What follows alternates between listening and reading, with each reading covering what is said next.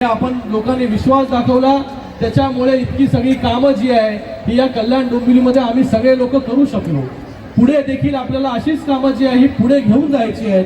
काही लोक येतील जी लोक फक्त आपल्याला जे निवडणुकीला दिसतात, पण ही सगळी मंडळी जी आहेत हे आपल्याला नेहमी आपल्या सेवेमध्ये जे असतात। आमचे एकनाथ मामा आहेत, गेले अनेक वर्ष शिवसेनेचं काम करतायत।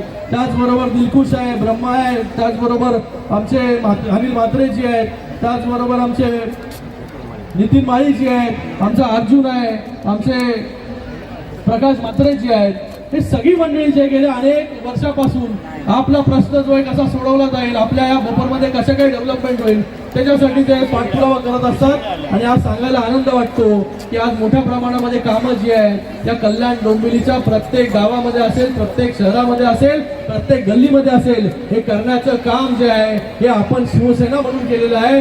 इतके वर्ष आपण शिवसेनेबरोबर जे आहे हे मोठ्या जोमाने जे आहे ताकदीने उभे राहिलेले आहेत।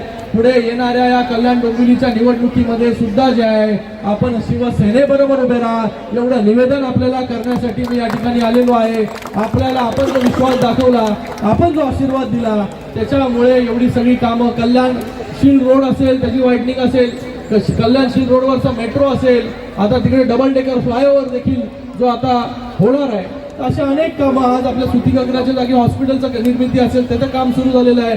सावळाराम क्रीडा संकुल तुम्हाला सांगितलं मी, याच्या अगोदर असे आणि शिवमुद्रा प्रतिष्ठान यांच्या माध्यमातून हा नागरिकांसाठी ठेवलेला नमनचा कार्यक्रम, आणि या कार्यक्रमामध्ये तुम्ही बघत असाल प्रचंड मोठ्या प्रमाणात नागरिकांनी याच्यात भाग घेतलेला आहे। त्याच खास करून लाडक्या बहिणींनी प्रचंड प्रमाणात ह्या कार्यक्रमाला उपस्थित दाखवलेले आहे। मी मनापासून या गावचे दिलखुश माली असतील, नितीनजी माली असेल, प्रकाश म्हात्रे साहेब असतील, अर्जुन पाटील साहेब असतील, अनिल म्हात्रे, सर्व पदाधिकारी नावं आता सर्वांचे, ब्रह्मा माली असेल, रोशन पाटील असेल, अनेक पदाधिकारी आपल्या या कार्यक्रमामध्ये चांगला होण्यासाठी, नागरिकांनाच चांगलं नियोजन करण्यासाठी अत्यंत मेहनत करून यशस्वी करण्यात आलेले आहे। आणि मोठ्या प्रमाणात हा कार्यक्रमाला लोकांची उपस्थिती लाभलेली आहे।